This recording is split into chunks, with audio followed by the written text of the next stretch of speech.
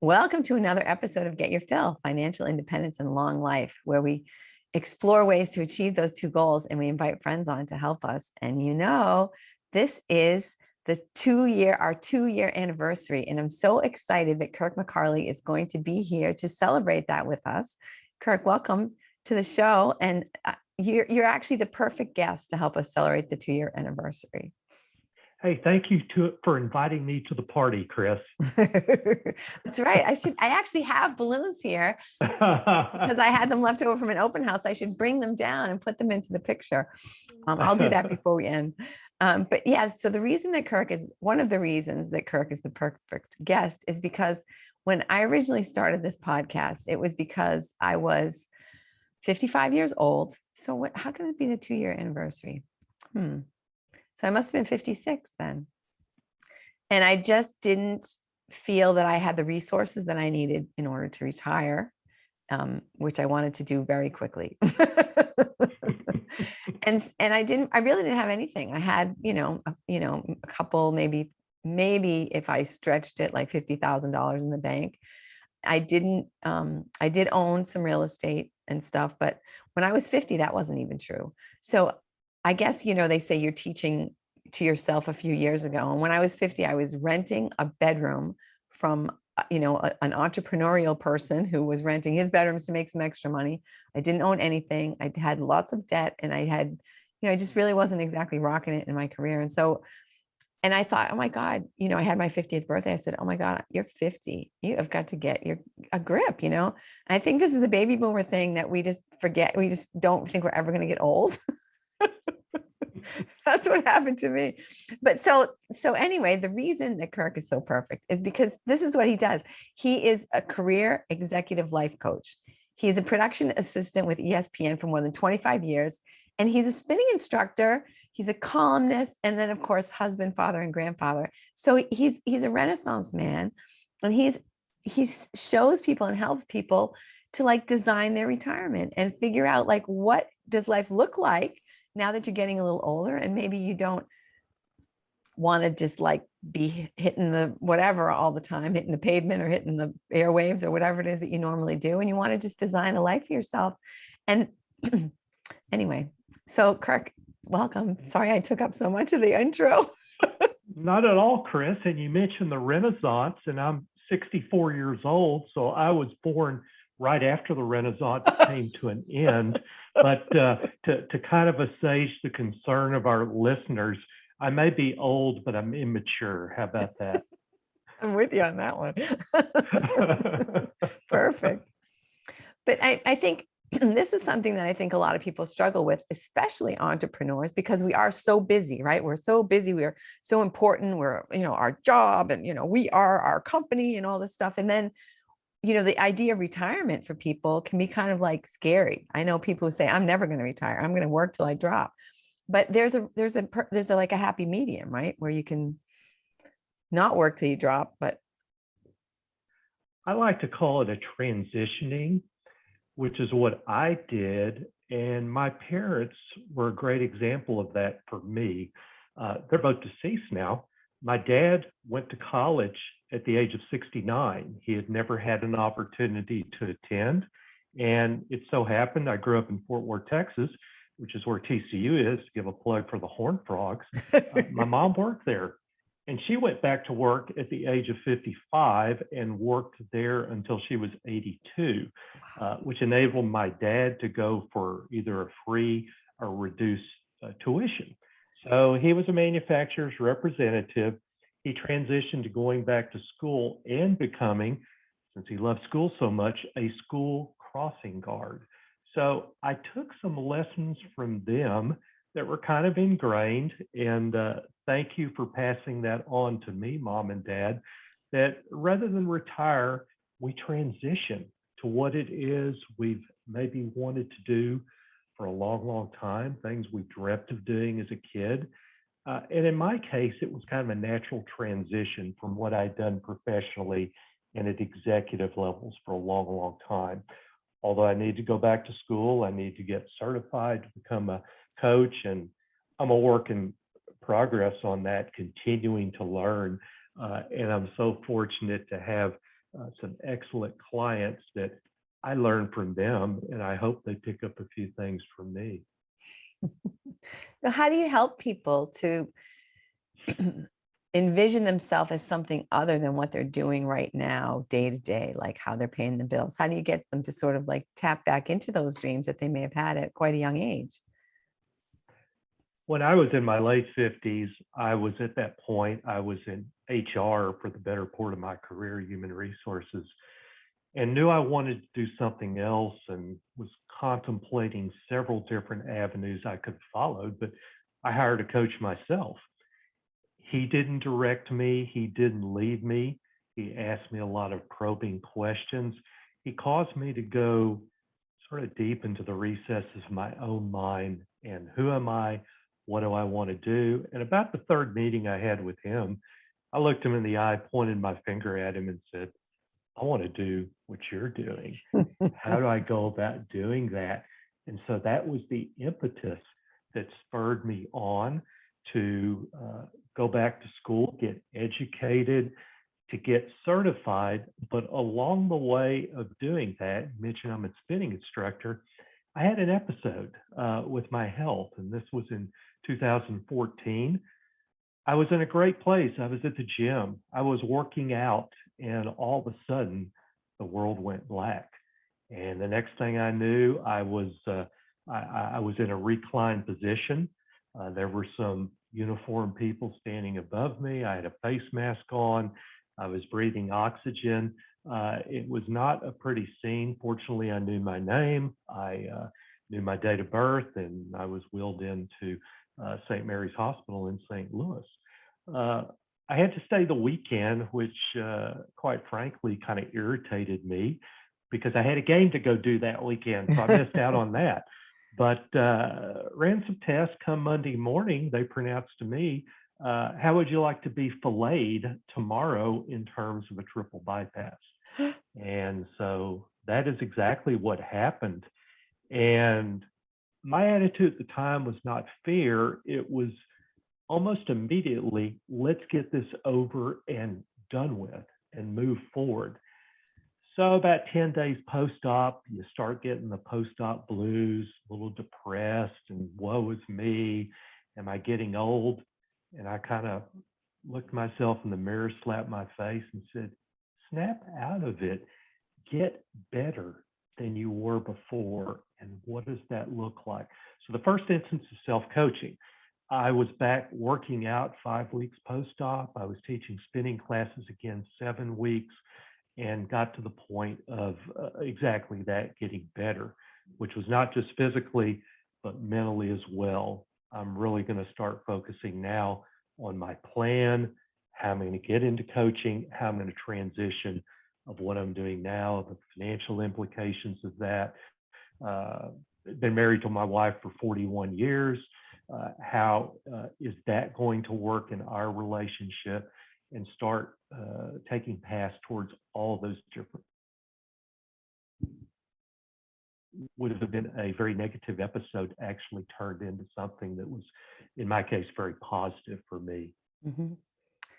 And how do you use that same, your experiences and your wisdom that you've accumulated to help other people to make those same sort of decisions and transitions?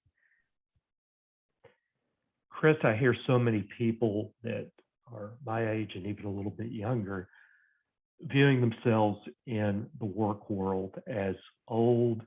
It's all 20, 30 something.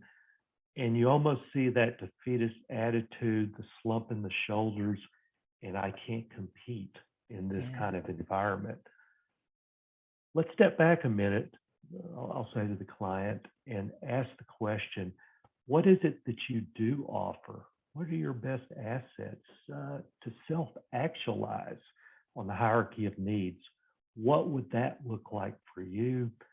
What would really be a capstone opportunity where you can cobble this all together and get to the very best place you want to be using your talents, your abilities, your skills that are developed and God-given? And so we start at that place. And it's kind of a challenge. And oftentimes a client will say, well, I don't know. And my response back may be rhetorically, if you did know, what would you say to that? And so we challenge them to go a little bit deeper and beyond. And we may hear something like, well, when I was a 7-year-old girl, I liked doing this and I was very good at it. All right, let's take a look at that a little bit and unpack it. What does that look like? So that's a little bit of a snippet or example of how things may lead off in accordance with the question you just asked.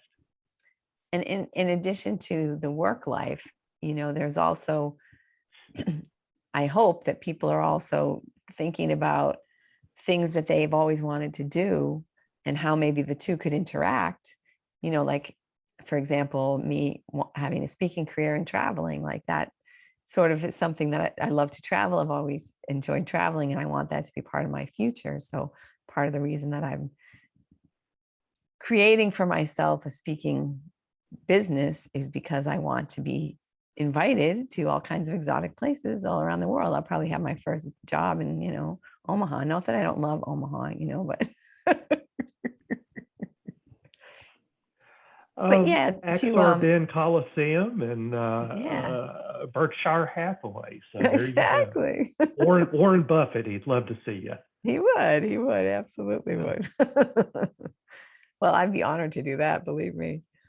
But is there a way for that people can sort of merge those two to sort of like see if their future career, their sort of later year career could also help them to tick some of the items off their bucket list? I'm going to talk about my dad for just a moment, and then I'll answer that question. He was a manufacturer's representative. I mentioned that earlier. He traveled a lot. And I asked him this question once. I said, did you like what you did for a living? He said it was okay, but what he liked about it, he got to travel and he got to see things, and he loved to take pictures and visit historical sites. So he would always blend that in to what he was working, or what he was doing in his work.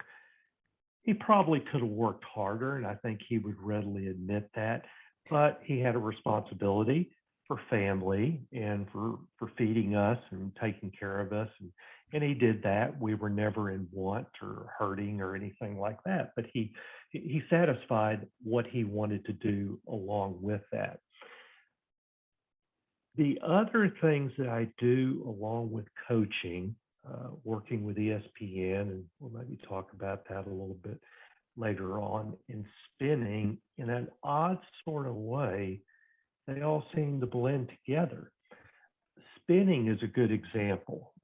Had a group at 6 a.m. this morning, and we have a lot of fun. We get a good workout. We burn a lot of calories. But there's so many elements of coaching that are blended into that. Mm-hmm. There's the visual aspect of it. You're riding the stationary bike, but let's envision ourselves in the hills of Appalachia, and we've got a 10% grade to build on right now. What does that look like? How are you focused? How are you not letting this hill get the better of you? And what are the sounds that you're hearing? We'll talk about the audio part of things as well. And there's music playing in the background, and a lot of my stuff is 60s and 70s, Chris. So let's visualize that John Fogerty is riding alongside of us, and he's singing Proud Mary as we're going up. Well, first of all, be proud of yourself, because John Fogerty may not be able to spin with us right now. You're that good. Build on that. And so they reach back, they do a little bit more, get a little bit of extra. And how does this feel? Is the air fresh and cool, even though it's sweaty and smelly where we are right now? So we take ourselves to a little different place. Coaching does much the same thing. So that's where there can be a blend and an overlap with multiple roles and responsibilities and things that we do. So in a way, you're honing your coaching skills with your spinning participants. I was a spin instructor before I was a coach.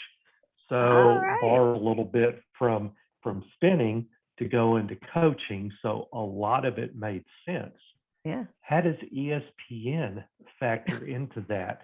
There Right. is competition at doing games, and I'll throw some of that in there. Visualize while you're on this bike that there are going to be 90,000 people at Tiger Stadium in Baton Rouge who are cheering you on at this moment. How does that feel for you to have that encouragement? And consequently, the same kind of parallels that can go into coaching. So it sounds like during your process, that you found some of your talents and you found ways to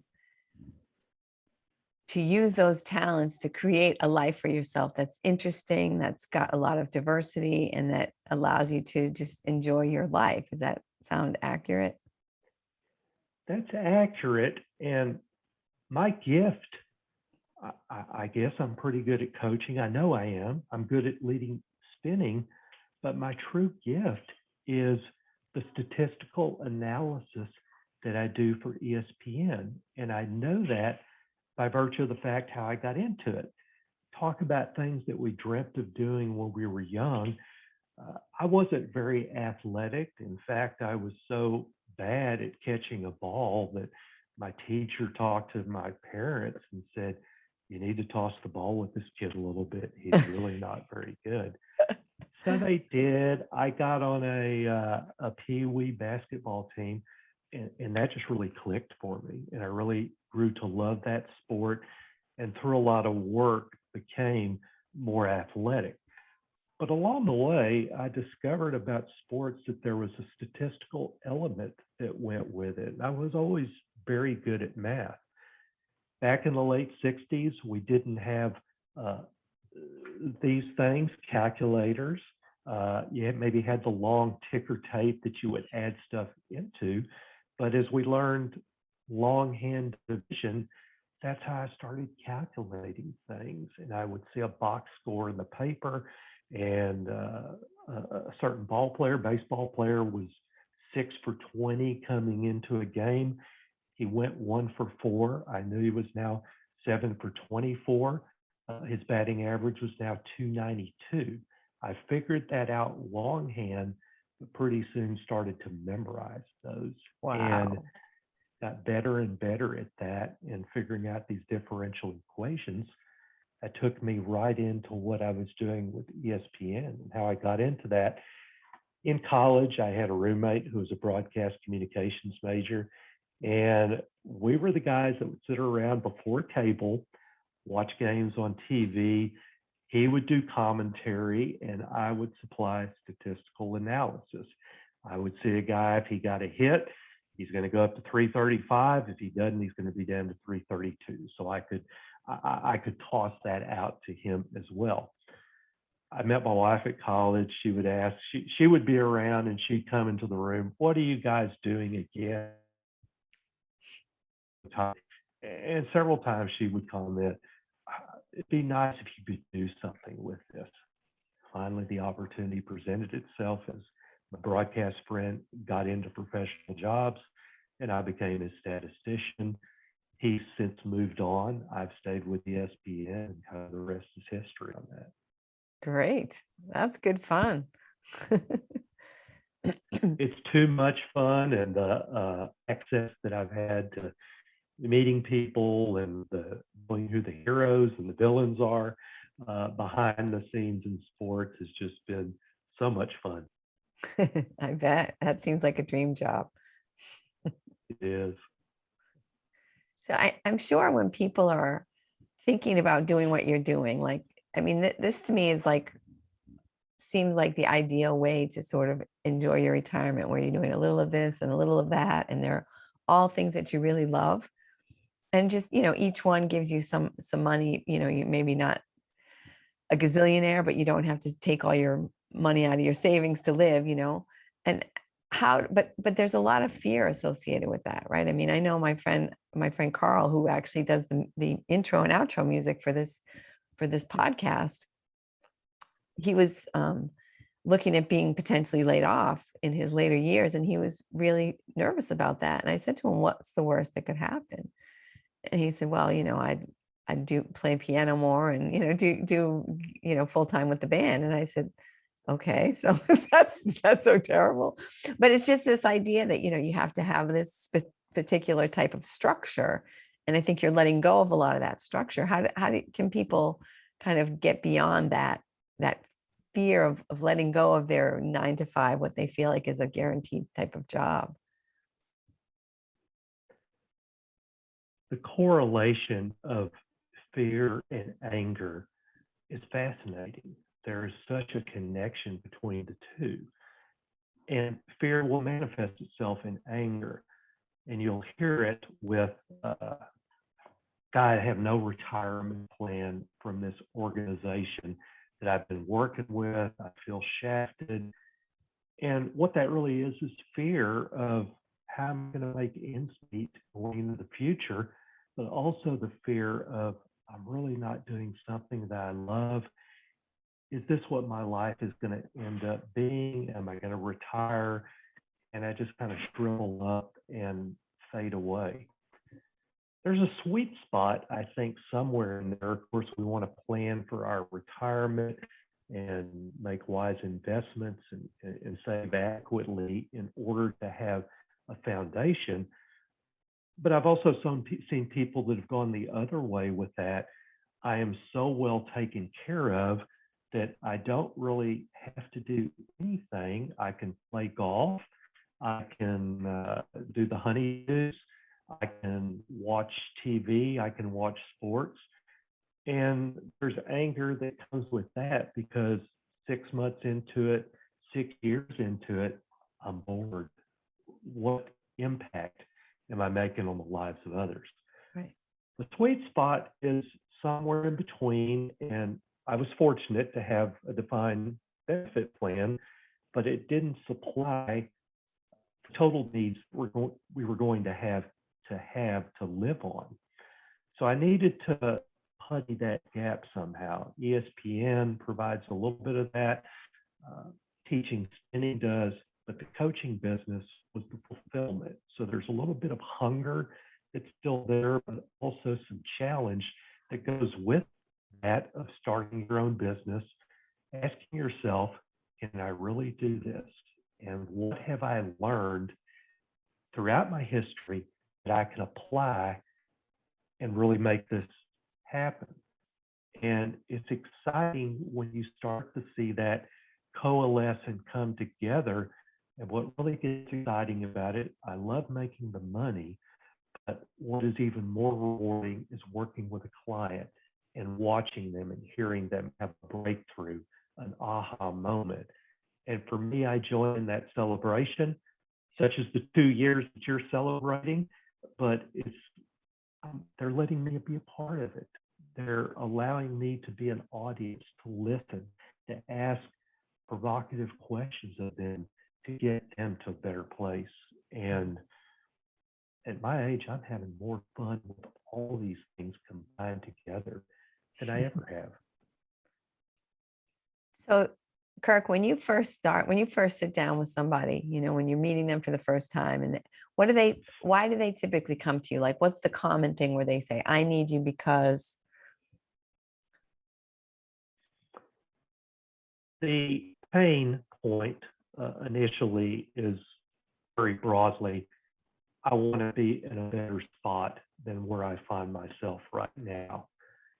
Some may be some fine tuning. I want to enhance my leadership skills, my executive presence, how I communicate with people. And others are a little bit more radical along the lines of, I need a new job, or I need a new career, or the obstacles at work have become so great for me that I just don't know if I can deal with that. Now, when you get to those, the fine line starts to set in terms of determining, is coaching going to be most beneficial, or would therapy, clinical counseling serve this client better?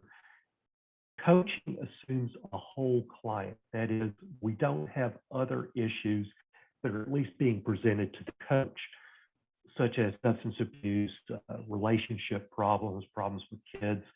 Those would require a different type of profession to assist with those.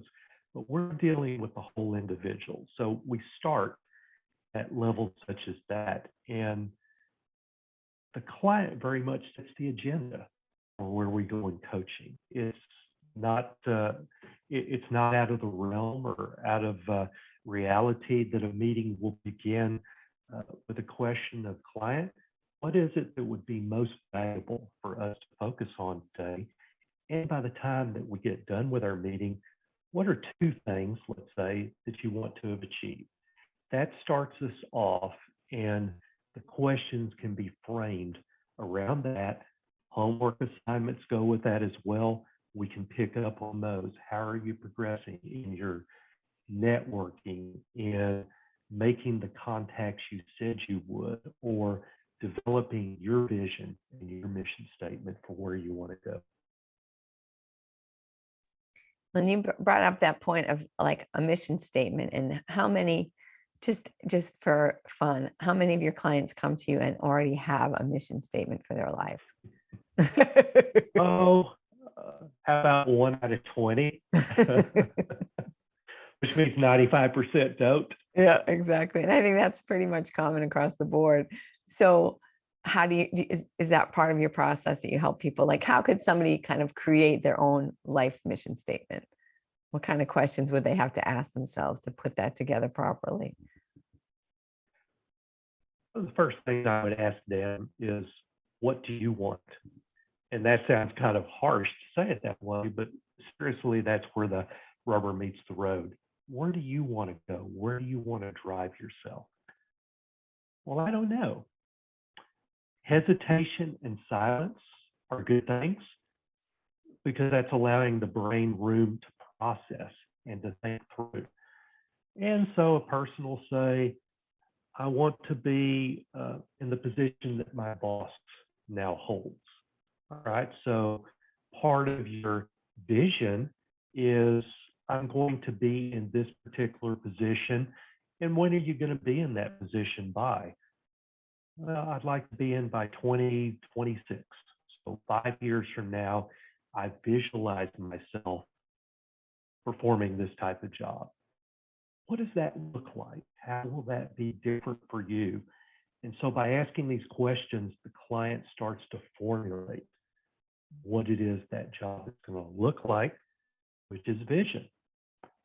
The mission comes after that. What's your mission? My mission is to get myself in a position such that I can attain this job.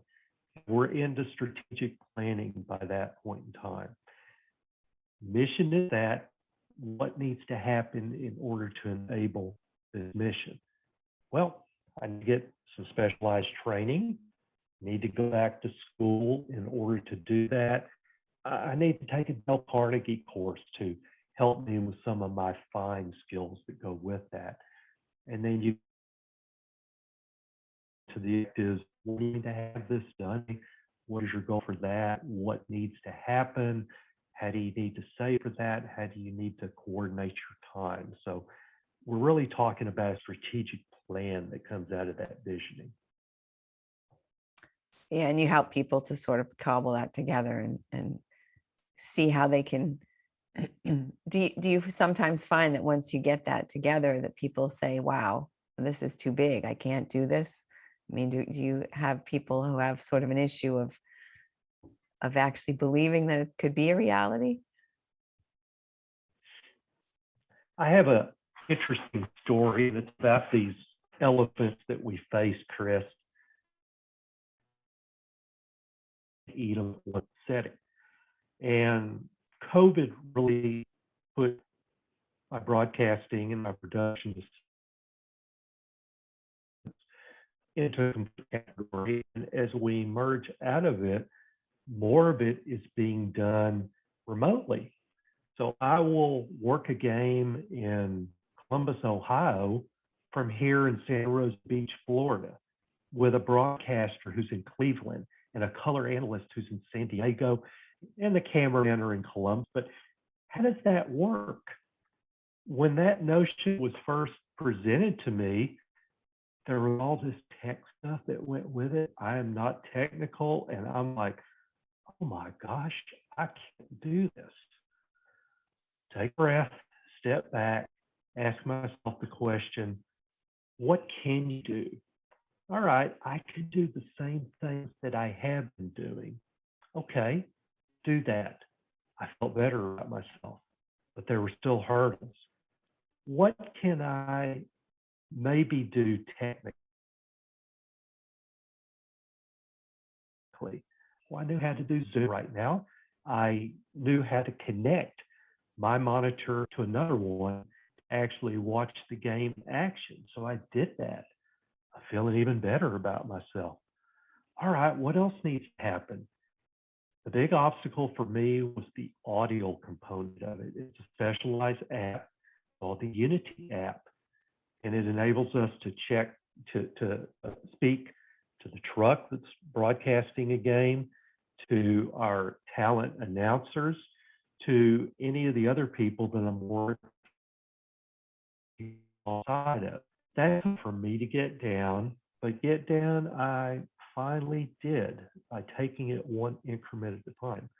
So the lesson I learned and that I pass on to people I'm working with, when it seems so big, break it down into bite-sized pieces and celebrate each step of the way that takes you there and gets you there.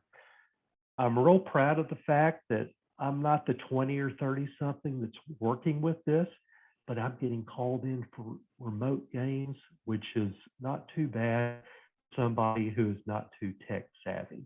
So that was a real victory for me this past year, something I feel good about, and we'll carry on into this next season ahead. Excellent. Yeah, that I can see how that would be really daunting at first, thinking, "Well, what we're gonna do? What? Huh? How's that gonna happen? How's this gonna work?" Right. And if my fragile internet goes out in the midst of this, what's going to happen if my dog who's at my feet needs to go outside during the course of the game? I can't do that. I have contingencies for it, but have faith. And that's all you can do, right? So for Right. folks out there who are, coming to their later years and thinking that they might like to have a job that's more fulfilling for them, how can we help them to ask themselves some questions that will kind of spark some thoughts that would help them to get there, help them to find some insight in that direction?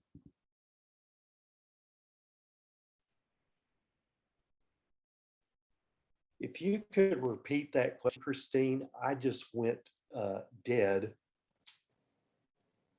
Yeah, What it's just, sound? can you hear Let me me now? see if I can. Let me try this. Okay. Is that better? Can you hear me at all? I hear you, but not through my speaker. Let me try this. That's strange.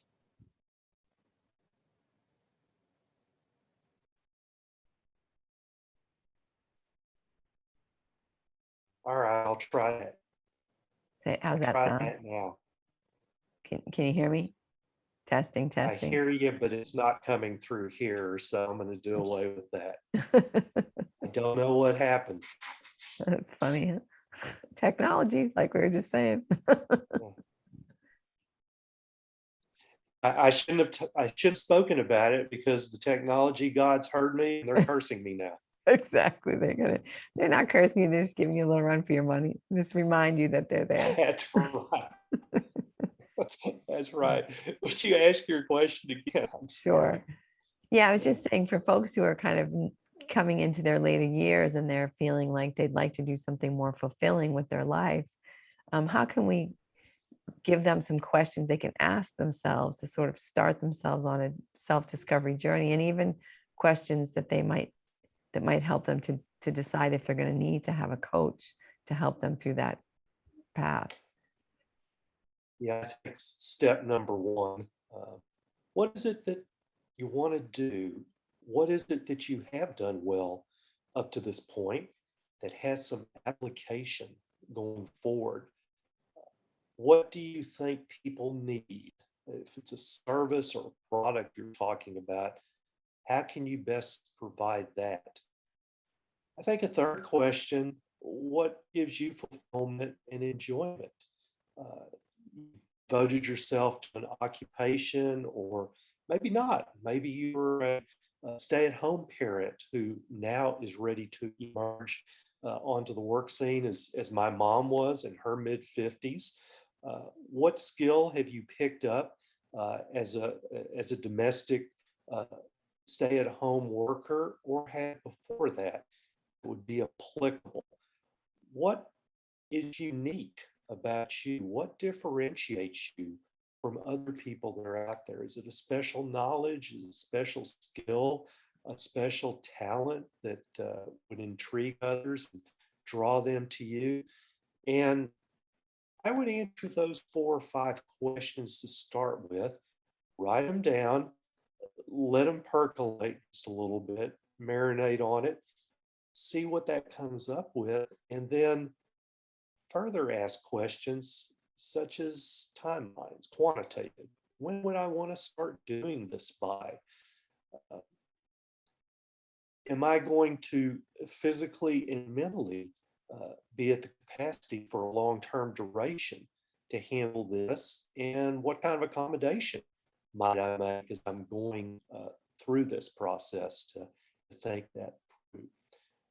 At the end of that time, when you have a few answers, coaching can be of real benefit, such as, Kirk, hey, I've got this idea. It's brewing around in my mind, but I want to refine that a little bit more.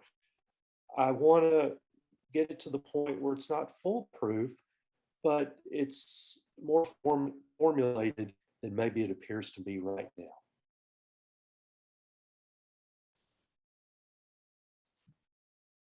One problem that I've noticed is that sometimes the things that we're the best at, we just assume everyone else is also really good at them, and we don't realize what a talent it is of ours. Sometimes I meet people who don't they don't realize how good they are at something because it comes so easily to them. And that, I think, can be, when you say like what makes you unique, some people might not realize that that is something unique about them. Like even you with your statistics, maybe you thought, oh, everybody can do math this easily, right? And then you found out later, oh, people struggle with math. Really? Oh, it's so easy. And Chris, sometimes the uniqueness is the humility that goes with that. I was doing a blog a couple of weeks ago about lemons to lemonade, and I thought back of one of the greatest plays in NFL history is the Pittsburgh Steelers against the Oakland Raiders in 1972. And you've got Terry Bradshaw for the Steelers that fires a pass right off the helmet of Jack Tatum, the Raiders, and into the hands of Franco Harris, who takes it in for a touchdown known as the Immaculate Reception, still one of the most famous plays in NFL history. It was a mistake. It shouldn't have happened that way. So we can even take a accounting of what our mistakes have been in life and what can I learn from those and how can I apply that to someone else who may be prideful, a little bit embarrassed about what they're doing, that there's opportunity that comes out of that. Were it not so, we wouldn't have liquid paper, we wouldn't have post-it notes, we wouldn't have Viagra. And then where would we be? Right. Perish the thought. So, Kirk, are there things that you read or listen to, or resources that you use to kind of keep yourself informed of what's going on, and the kind of on the leading edge of the things that you do for your jobs, especially for your coaching? I have several different resources where I get clients from. I've got organic clients, which my blogs and advertising locally lures some in. Most of my clients are actually from other places. So I have three services that I work with. Uh, One is out of Vancouver. Another is an executive development firm in Phoenix, and then I also have LinkedIn. Those resources provide information to all of us who are coaching or leading job search campaigns for individuals that we can pick up on data. I'm a credentialed coach through the International Coaching Federation. A plethora of information comes from me. It's worldwide. And I'm also a member of our local association, which is in the Gulf Coast region of Louisiana, Mississippi, Alabama, and the Florida Panhandle. We share amongst ourselves coaches, ideas, thoughts. We're always looking for continuing education units that we can attend to maintain our certification and enhance our coaching capabilities.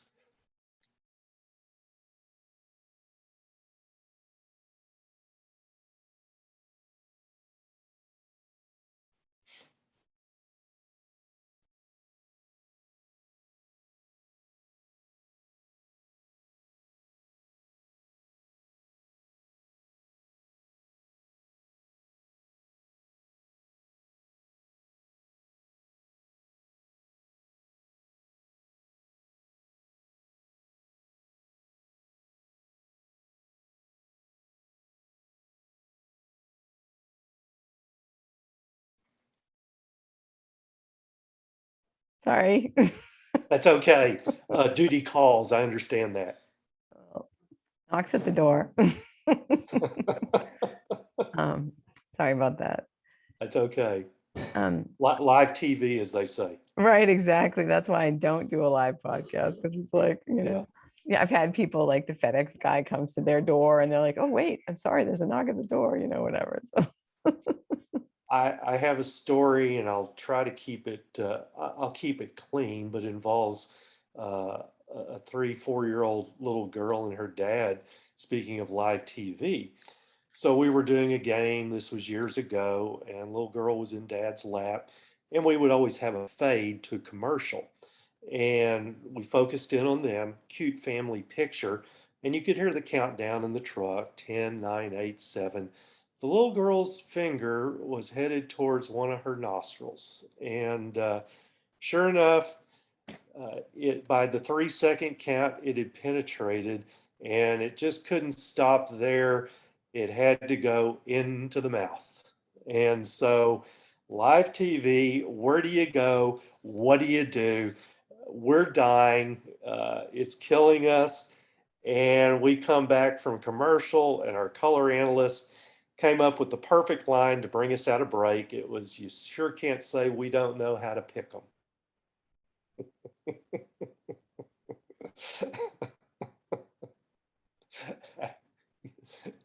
That quick. Yep.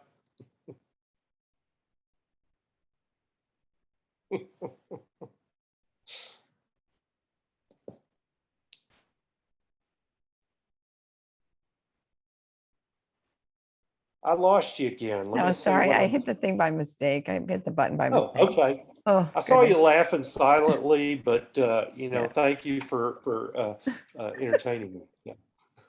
Oh, that's great.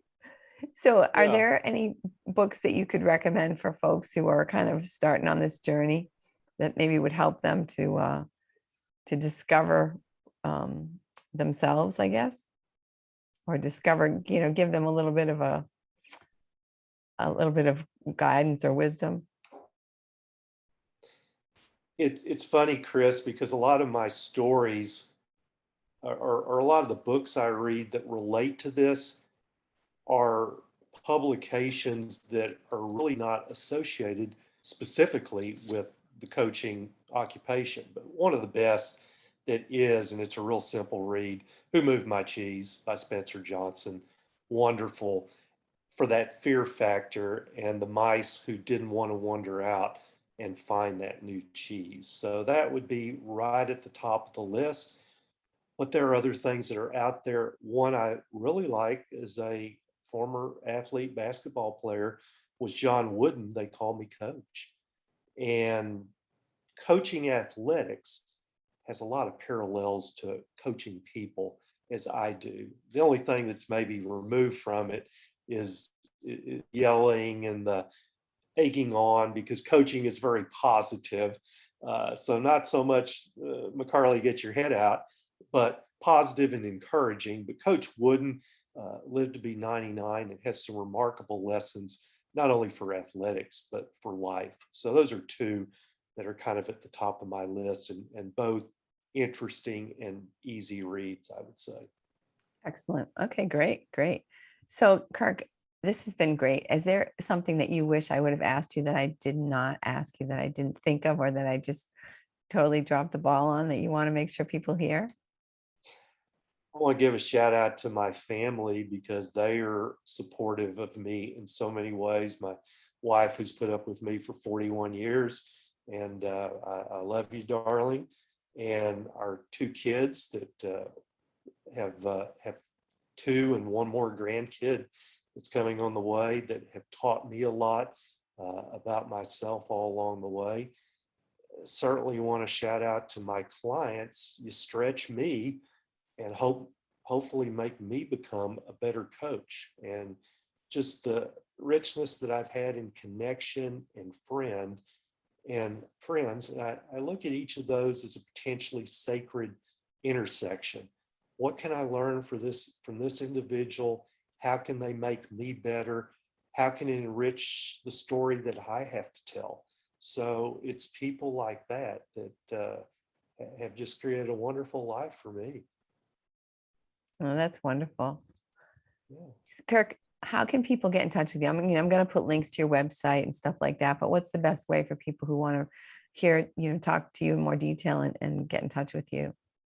Thanks for asking, Chris.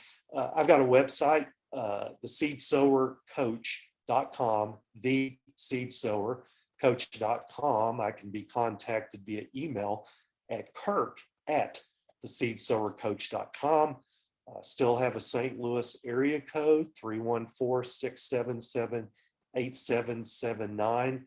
Give me a call, shoot me a text. I'd love to hear from you, and I love to hear people's stories. Tell me about it, and would love to help you along your way, anybody that's listening, if I'm able to. Wonderful, wonderful. Thanks so much.